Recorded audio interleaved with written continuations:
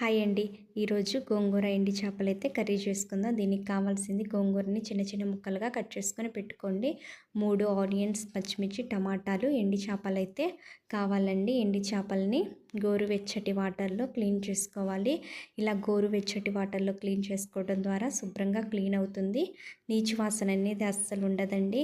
Pan పెట్టుకొని ప్యాన్లో oil వేసి బాగా హీట్ చేసిన తర్వాత ఆనియన్స్ అనేది వేయండి. ఆనియన్స్ ఒక 2 నిమిషాలు అయితే కలుపుకుంటూ వేయించుకోండి. కొంచెం కలర్ చేంజ్ కాగానే అందులో 2 రెమ్మలు ఎల్లుల్లిపాయలంటే కచ్చా పచ్చగా దంచి వేయండి. ఫ్లేవర్ అనేది బాగుంటుంది.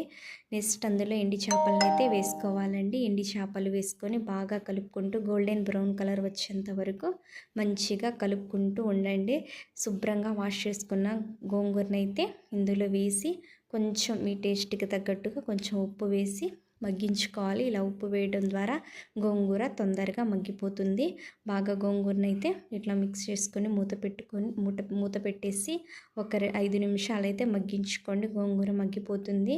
టమాటాలని చిన్న చిన్న ముక్కలుగా కట్ చేసుకున్నాం కదా, ఇప్పుడు ఇందులో టమాటా ముక్కల్ని వేసి బాగా 1 నిమిషం పాటు బాగా కలుపుకోవాలండి. కలుపుకున్న తర్వాత ఇది రైస్లో కూడా ఈ కర్రీ చాలా టేస్ట్ ఉంటుంది. మూత పెట్టుకొని మగ్గించుకోండి. మగ్గిపోయిన తర్వాత మీ టేస్ట్కి తగ్గట్టుగా కారం అనేది యాడ్ చేసుకోవచ్చు. ఎక్కువ తక్కువ తింటారు కదా, మీ టేస్ట్కి తగ్గట్టుగా కారం యాడ్ చేసుకోండి. 1/2 స్పూన్ అయితే పసుపు యాడ్ చేయండి. ఉప్పు కూడా ఇక్కడ సరిపోకపోతే మళ్ళీ కొంచెం ఉప్పు అనేది వేయండి. నేను వేసాను.